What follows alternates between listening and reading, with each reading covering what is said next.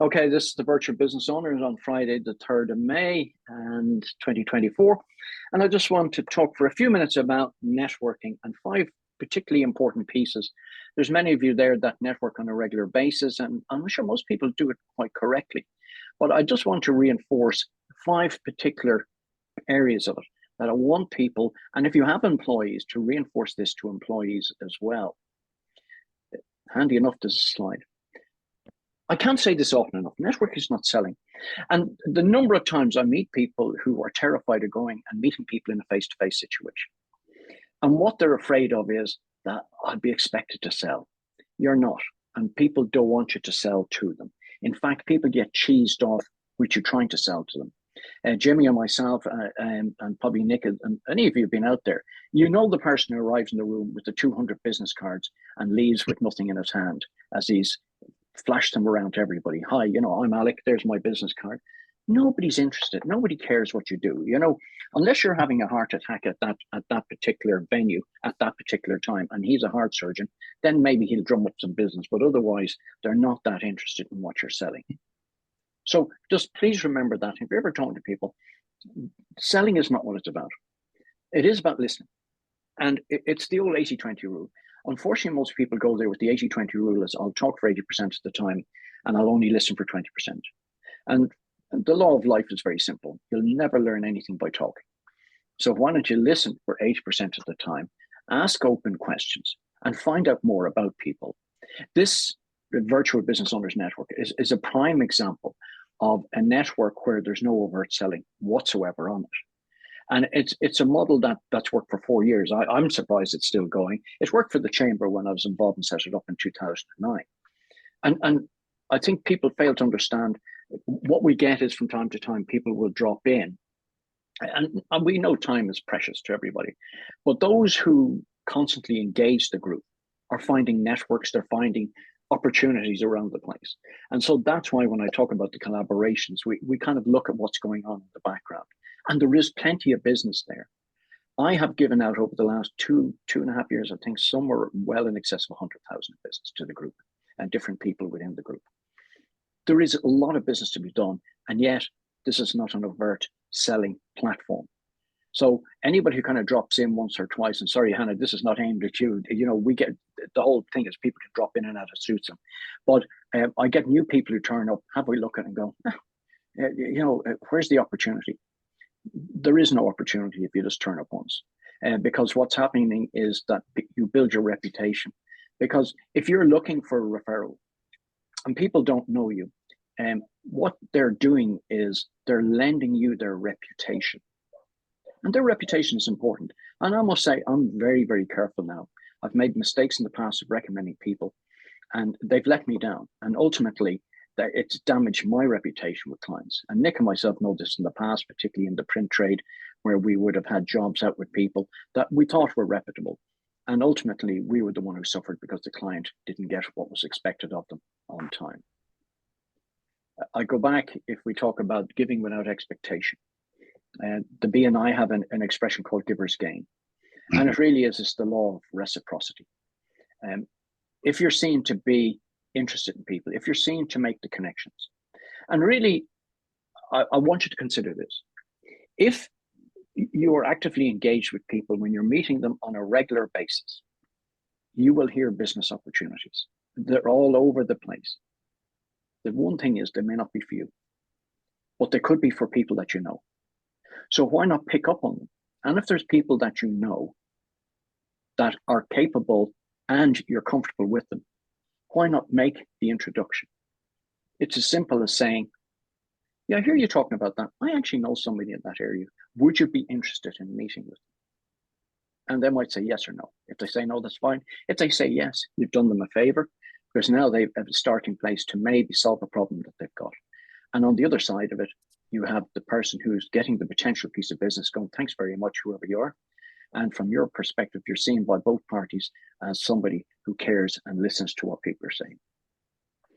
Networking is a lifelong business and it translates into your personal life as well. I've talked before about certain things in my own life and only I had the network around me it would have been far more difficult to solve certain problems. One of them was an urgent flight I had to make from Malta to Sydney in a matter of 48 hours. And that was all handled seamlessly by somebody I knew through a network, Claire Dunn, owns the travel brokers, and did a fantastic job. I had other people backing me on that. And it was amazing that in the sort of worry and trouble that I was dealing with in the background, all of the sort of things that needed to happen were being handled by competent people who handled it all seamlessly and gave me time to focus on the important things. So, you know, this translates into your personal life as well. And it could be something simple. I know somebody who repairs motor motors. I know somebody who's a great painter and decorator. We're all looking for certain things at certain times. And you'd be surprised the amount of time and money and effort that'll save you in terms of people. Just as an aside, we're talking about painting and decorating. I always remember my mother got this painter and decorator into the home, and he was a terrible messer. Now, he was good at doing his job, but Jesus, he was skipping off from job to job and back, and it took for ages to get it done. And she was pulling her hair out at the stage. So 20 years on, I needed to have some work done in the house. And I thought, well, what's his name? Tom, I think. I said, I saw Tom's van going past. I thought, geez, I thought he'd be retired by now, but he's going. I thought, I'll give him a shout to do a job in my house. Now, I thought 20 years on, my mother having had the experience she had, and she'd now well passed on, that he must have changed his ways because he's still going. So I got him in. And no, he hadn't changed his ways. It was a good job eventually, but my God, the messing and pressure and all that. And I honestly, I'll tell you what I said to him at the end. I said, Tom, and he said, yes, Ali. I said, if anybody ever asks me, do I know a reliable painter? I'll say no. And that was my parting shot with him. So I'll never use him again, you know. So, but I do have contacts now, and we all have contacts, and we should use our networks for those.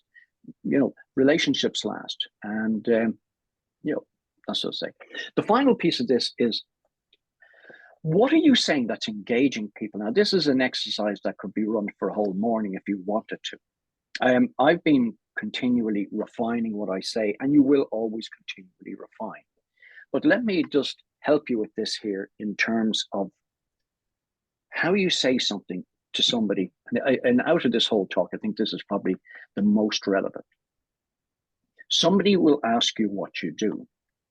If they ask me now what I do, I will say business owners with companies turning over more than $500,000 a year piggyback my 40 years of business experience so they can get away from the drudgery of the cold face and thus accelerate their own growth in a way that will help them achieve the success they want. So let's just break that down for a minute. Because when you ask most people, who is your client? I typically find is, well, everybody is a potential client. And if everybody's a potential client, that's fine. But when you tell people, they can't see where you are being specific about what it is you do. In what I've just said there, business owners with companies turning over $500,000. I've now excluded people doing less than $500,000. So if you're a company that's not doing that, and I give you that, you'll probably go, that's not for me. But for those doing more, they're the right fit, and they are always the right fit and half more. So what do they do? Well, they'll piggyback my 40 years of business experience. So that's what I'm bringing to the party. What will that enable them to do? Well, it'll enable them to get away from the drudgery of the coal face. That's where I find most of my clients find themselves on a daily basis, fighting fires. And this is, you know, an SME business world, and that's exactly what they do. They're fighting fires at the coal face daily. So what I do for them is pull them away from that so they can stand back from their own business, take a more strategic look at it, and thus then accelerate the growth of it. I only met somebody there. Sean was with me there. We met him yesterday. Was it yesterday? Yeah, I think so. Yesterday. And I haven't worked with him for about 1.5 years. But when I worked with him initially, he was just doing shy of $1 million. I worked with him for 2 years and put in a certain amount of systems. He's expecting to do 6 million this year. Now, he did all the hard work. I just steered him in certain directions on it, and he's back to be steered again. But This is what I do. So I'm asking you from your own perspective, just to repeat this again. Who is your customer? If they engage with you, what will they get? What's the benefit for them? What are you giving them? What experience are you bringing them? How will that help them? And what will be the outcome for them if they engage your service? And if you can condense that into a sentence or two, when you go to a networking event and somebody asks you what you do, it starts coming off the tongue much more easily. And you can kind of change a few words here and there. I hate to hear the word elevator pitch because it just sounds so crass, but you should have something that rolls off the tongue that when people go, oh yeah, now I get it. I was at, with Jimmy there, we were at an ISME event where you were allowed to pitch your business, and I'll close on this. And quite typically, when most people stand up, it is, hi, I am from X company, and we do this, and we do this, and we've been in business for 30 years, and we do that. And that's all you ever hear. And you can see people just tuning out. Don't be that person. You may be given a minute to speak, but you can in 20 seconds tell people quite succinctly what it is you do. And that's the end of what I have to say today. And if anybody's any questions, fire ahead. Thank you.